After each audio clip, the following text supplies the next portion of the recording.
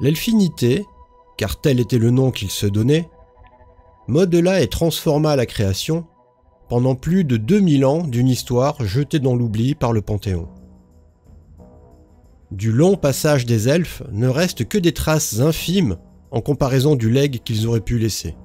C'est un long et tortueux récit que de parler des elfes, car il comporte plusieurs chapitres, emprunte plusieurs voies, et n'est pas forcément terminé. Au commencement du monde, appelé aussi la première création, la mère des dieux demanda à sa dernière-née de créer à son image la race qui se verrait remettre le monde en garde. Naosi cisela avec amour ceux qui allaient devenir les elfes. Ils n'étaient pas immortels par nature, quoique dotés d'une longévité incroyable à échelle humaine, et leur âme était faite pour moitié de magie pure et l'autre moitié de foi. Quand les premiers-nés furent présentés au Panthéon, les dieux les observèrent avec attention, et Tanit accepta leur présence au prix de longs désaccords. 3 couples de puissance céleste prirent pied sur le monde pour veiller sur eux, tous aux ordres d'Azarine. Il ne reste que de maigres traces de ces puissances que les elfes considérèrent comme leurs dieux. Tout au plus devine-t-on qu'ils avaient forme d'oiseaux, que 4 d'entre eux étaient élémentaires, et que les 2 derniers incarnaient la lumière et l'obscurité. À l'image de ce que firent les humains 2 millénaires plus tard, les premiers-nés se répandirent à la surface du monde et se multiplièrent. Le contour géographique des terres n'a pas beaucoup changé depuis cette époque, si l'on accepte la ceinture de feu, alors inexistante, et la forêt de Strangil, alors occupée par des zones diverses tout à fait conventionnelles. Le premier millénaire de leur histoire vit s'étendre leur gloire, leurs découvertes les plus fabuleuses et leurs cités fantastiques. Ils émerveillaient les dieux quand ceux-ci baissaient les yeux vers eux, et s'émerveillaient eux-mêmes, car à leur contact, le monde semblait graduellement changer pour concorder à leurs désirs. Des changements imperceptibles sur un petit siècle, mais qui au fil du temps devenaient évidents. Fiers de leur emprise sur le monde, les elfes cessèrent de rêver librement, et conditionnèrent les leurs à désirer des choses bien précises, dans des buts bien précis.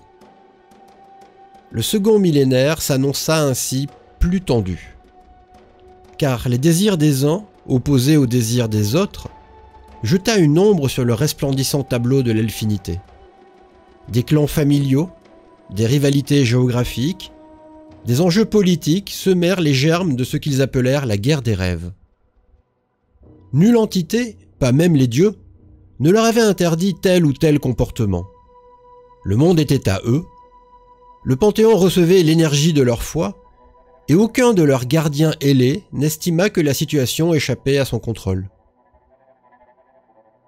Au cours de ce millénaire, les premiers conflits armés virent le jour. Et Balakor tourna son regard occupé vers les elfes pour la première fois en 1500 ans. En cette époque reculée, les liens entre les habitants du monde et les dieux n'étaient pas de nature aussi directe qu'aujourd'hui. Seul Azarine avait le droit de régenter la création, et seul Naosi avait le droit de se pencher sur ceux qui la peuplaient. En ce temps-là, nul démon n'occupait la faille, et nul serviteur céleste n'épaulait les dieux. Ces derniers luttaient seuls contre les seigneurs du vide, tout aussi seuls. Et Balakor était avide de posséder une armée, bien qu'il ne voyait pas alors comment assouvir son envie. C'est le dieu de la guerre qui, le premier, vint trouver Tanit pour la prévenir des conflits militaires dans lesquels l'elfinité se jetait tout entière, et de la seule issue que cela pouvait engendrer en l'absence d'un guide tel que lui. Irrités par son immiscion dans leurs affaires, Naosi et Azarine protestèrent auprès de la mère des dieux et obtinrent gain de cause. Mais il était trop tard. Tanit avait appris la nouvelle, et la vague de violence fratricide suivait son cours. Autant la déesse de la magie pensait pouvoir redresser la situation, autant Azarine, lui, en était arrivé à une autre conclusion. Son monde souffrait du potentiel des elfes, et ceux-ci devaient débarrasser le plancher aussi vite que possible, quitte à les laisser s'affaiblir et se détruire. Du reste, ils préparaient déjà un candidat pour leur succession, des créatures de sa propre main, physiquement semblables aux elfes, quoique bien moins puissants, appelés humains, qu'il gardait en secret au cœur d'Iboréa. Vers la fin de ce second millénaire, les elfes changèrent physiquement la face du monde par leur volonté, leur pouvoir magique et leurs querelles inlassables, sous l'œil de plus en plus convaincu de Tanit et celui de plus en plus triste de Naosi. Car ces enfants étaient devenus arrogants, irritables, possessifs et irrespectueux.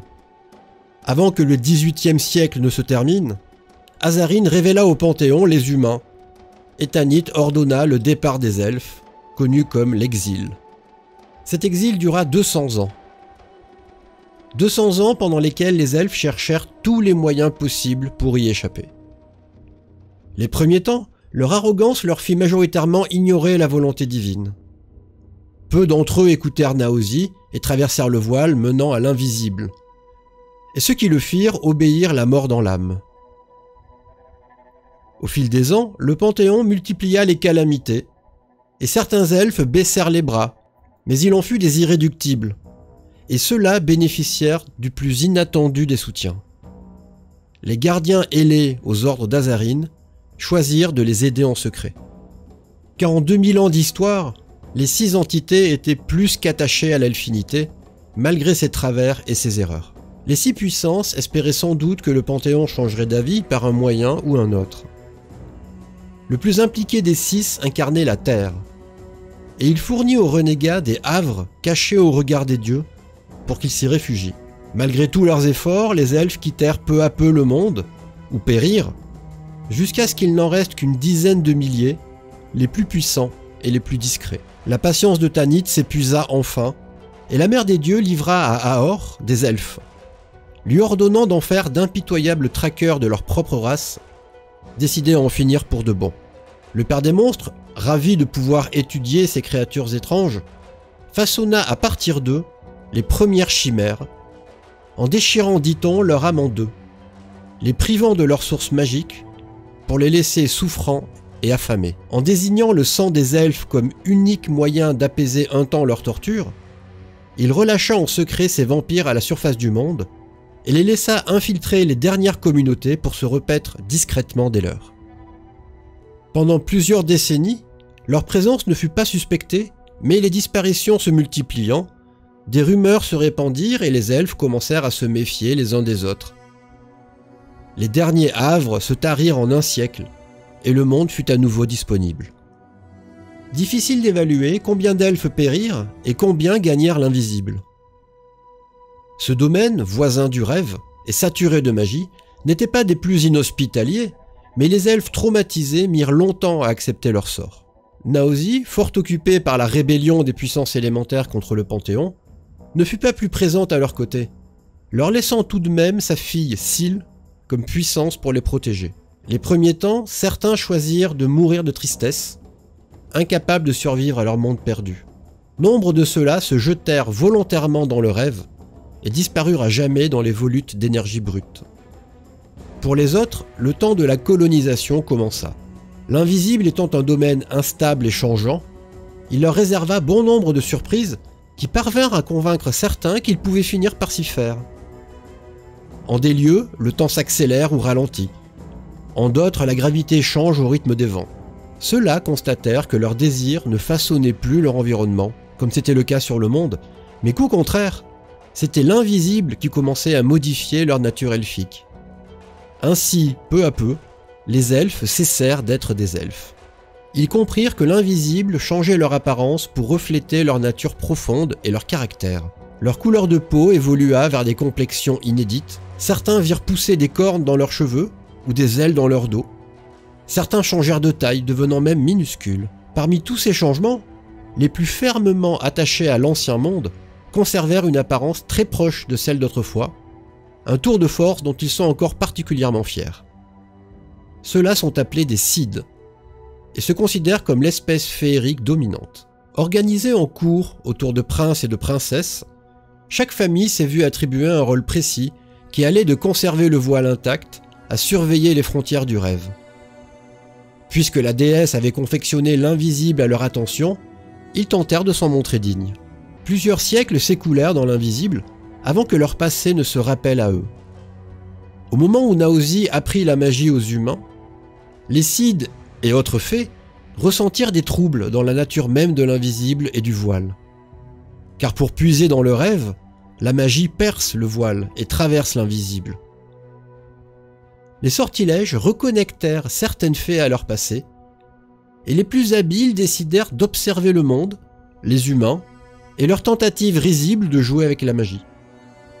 D'autres, plus hardis, parvinrent même à franchir le voile pour revenir sur le monde, constatant hélas que leur nature nouvelle les condamnait à y mourir s'ils y restaient trop longtemps. Quelques mages humains particulièrement doués prirent même contact avec eux, désirant apprendre les secrets de la vraie magie. De ces échanges pourtant fortement interdits, les Cides apprirent une étrange nouvelle. Certains mages humains prétendaient être en contact avec des êtres vivants au cœur du rêve, un fait pourtant impossible. C'est ainsi que fut révélée l'existence des diables, que les peuples fées prirent d'abord pour des manifestations spontanées du rêve, des pulsions matérialisées sans doute temporairement et de nature instable. Hélas, il n'en était rien. Car œuvrant au cœur du rêve, les diables ne sont autres que les Cides s'y étant jetés et ayant survécu. Organisés et motivés par l'objectif de reprendre le contrôle du monde en abusant des humains si facilement dévoyés par le pouvoir. Contrairement aux Cides, qui cultivent leur héritage elfique, les diables ont laissé tomber ce qu'ils considèrent comme une faiblesse pour embrasser la magie et développer leur véritable potentiel. Mais ces créatures méritent leur propre histoire, plus tard. Pour les êtres féeriques, les humains sont inconstants, éphémères et globalement décevants. À quelques exceptions près, le peuple fée aura du mal à placer sa confiance en eux et à leur révéler ses objectifs. En revanche, les manipuler est parfaitement tolérable et un parfait expiatoire à leur frustration de ne plus posséder le monde. Voilà pourquoi une certaine tolérance est appliquée quant aux lois sur les contacts avec les humains. Si les pixies et les lutins sont convaincus de devoir vivre dans l'invisible à jamais, il n'en est pas de même pour les Cides. Au sein des cours féeriques, des tensions politiques ont toujours agité les relations entre les communautés Cides, principalement autour de l'idée de chercher ou non à renouer des liens avec le monde perdu et ses faibles habitants. Certaines factions manœuvrent en douce pour influencer le monde avec des motivations plus ou moins louables, d'autres factions militent pour un verrouillage de l'invisible et une chasse sans pitié de ceux qui s'y aventurent. Et d'autres enfin oscillent de l'un à l'autre ou aspirent à une neutralité difficile à obtenir. On pourrait s'attendre à ce que leur reine, Syl, ait tranché pour un camp ou un autre, mais il n'en est rien. Si la reine est la gardienne de l'invisible et soutient les efforts de ceux qui le protègent, elle n'a jamais condamné les factions qui ne pensent pas comme elle, et laisse les cours féeriques rivaliser sur le sujet, à l'image de la déesse qui soutient à la fois les fées, les diables et les humains à travers ses représentants. La puissance des fées est en effet une dirigeante passive, qui laisse ses protégés agir à leur guise tant que l'invisible n'est pas menacé ou envahi. Toutes les fées lui vouent une adoration sans borne, elle qui veille sur eux depuis l'exil. Et même maintenant que la déesse a regagné l'invisible, Syl continue à être une référence. Les fées sont notoirement longues à changer leurs habitudes. Les rares témoignages sur sa personne décrivent à chaque fois une apparence différente et un caractère différent. Ce qui a donné naissance à deux légendes contradictoires. Une théorie la suppose démente, tandis qu'une autre imagine que plusieurs entités se cachent sous un même nom. De la présence des elfes sur le monde, il reste de nombreux objets magiques extraordinaires que les humains sont encore incapables de reproduire, et qui laissent présager que les elfes possédaient une magie d'une autre nature que celle des mortels. Fort heureusement pour l'équilibre du monde, ces objets sont loin d'être indestructibles, et leur nombre s'amenuise petit à petit. Les antiques cités elfiques ont aujourd'hui disparu, balayées par le temps, les monstres, la guerre des rêves, les dieux et bien d'autres choses encore. En revanche, de nombreux havres demeurent intacts, bien qu'en ruine, et leur magie est parfois encore active, ce qui en fait des lieux protégés des dieux et des repères convoités. Au fil du temps, plusieurs havres ont été découverts, exploités ou mis à sac. Le plus célèbre est l'Armurerie, dans la province de Sédilwen, un immense complexe souterrain situé sous la capitale et dont la découverte a enseveli le cœur de la ville dans un immense gouffre sans fond. Mais la plus grande et impactante conséquence de la présence passée des elfes est la race des semi-elfes. Deux sources concourirent à les faire apparaître. La première, et la plus évidente, est la reproduction d'un elfe et d'un humain. Si les deux races sont compatibles, elles se sont succédées et n'ont jamais cohabité sur le monde. Les semi-elfes n'auraient donc jamais dû naître. Mais le temps que les elfes se changent en Cid, sous l'influence de l'invisible, certains d'entre eux eurent l'occasion d'y revenir pour quelque temps et d'enfanter. Inévitablement, les enfants issus d'une telle union ont été abandonnés à leurs parents humains ou confiés à des humains, leur nature hybride leur interdisant de vivre dans l'invisible. Depuis leur transformation en Cid, ces unions ne sont plus possibles, mais le mal est fait. Les semi-elfes sont capables de se reproduire entre eux ou avec des humains, perpétuant leur gène. La seconde source de semi-elfes est moins connue, mais au moment de l'exil, une princesse elfe demeura à la surface du monde, seule rescapée tolérée par le Panthéon en raison de ses relations sentimentales avec Azarine en personne, qui en était fort épris, et qui lui conçut un sanctuaire duquel elle ne peut sortir. Au fil du temps, et pour la garder à ses côtés, Azarine la changea en un nouveau type de créature, une nymphe. Mera, de son nom, vécut avec Azarine de nombreuses années et enfanta plusieurs descendants, dont Médione, qui devint qui l'on sait. Quand le couple se sépara, Azarine lui conserva son amitié et sa protection à une seule condition: que ne demeurent dans le sanctuaire que les enfants femelles devenus des nymphes, et que les enfants mâles en soient exclus, car de lignage elfique. En effet, doués d'une grande longévité et d'un fort potentiel, ils représentaient un risque majeur pour la stabilité d'Iboréa.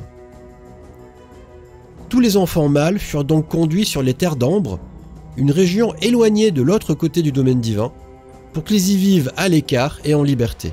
Ces semi-elfes sont appelés les princes orphelins, et chaque nymphe qui enfante un mâle l'envoie dès son plus jeune âge rejoindre ses frères. S'il existe bien un point commun entre tous les semi-elfes, quelle que soit leur origine, c'est la menace que font peser les chimères. Ces chasseurs obsessionnels venus à bout des premiers-nés ont trouvé le moyen de survivre à la disparition des elfes, en traquant dans un premier temps les fées trop aventureuses, puis les mages humains puissants, même si ceux-ci leur font l'effet d'un mets fade et crayeux. Et puisque les elfes ont disparu à jamais, les chimères placent désormais les semi-elfes en haut de leur menu gastronomique, et comme rien ne ressemble plus à un elfe qu'une chimère, leurs capacités meurtrières n'ont en rien perdu en efficacité. Mais il est un autre danger qui menace les semi-elfes, leur sang. Correctement distillé, le sang des elfes semble conférer à celui qui en absorbe une longévité accrue, une capacité qui intéresse beaucoup d'alchimistes et de personnes âgées en général. Le sang des semi-elfes n'a qu'une portion congrue de ce pouvoir, mais suffisamment fascinante pour que leur vie puisse être en danger.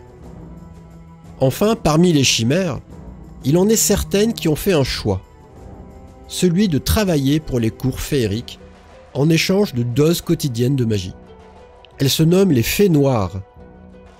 Et si certains les considèrent comme des esclaves dépendants, elles se trouvent elles-mêmes bien loties après des siècles de famine et de souffrance. Les fées noires constituent les meilleurs agents de terrain du peuple fée à la surface du monde, puisqu'elles sont aptes à y survivre indéfiniment, contrairement à leurs maîtres. Toutefois, les fées noires se distinguent des autres chimères par des changements physiques dus à leur nouvelle nutrition, qui dessinent sur leur peau des sillons sombres, étranges, quoique non dénués de charme. En tout cas, ils ne sont plus capables de se confondre avec leurs anciens camarades, et il est à supposer que cette transformation est loin d'être un hasard ou un accident, mais plutôt une manière pratique de s'assurer de leur loyauté et de les identifier facilement. Pendant longtemps, la proximité du clergé de la magie avec les cours elfiques a été un secret de Polichinelle et a donné lieu à une solide méfiance vis-à-vis de celui-ci. Depuis l'avènement d'Argos et le départ de Naosi dans l'invisible, les choses sont devenues plus nettes. Il existe encore des temples secrets qui maintiennent le contact avec le culte de Syl et les peuples fées, souvent dirigés par des enchanteurs illuminés et leurs sectes crédules, mais dans sa grande majorité, la sagesse d'Argos a repris le dessus, aidée par les autorités publiques ravies de trouver des interlocuteurs objectifs et sains d'esprit.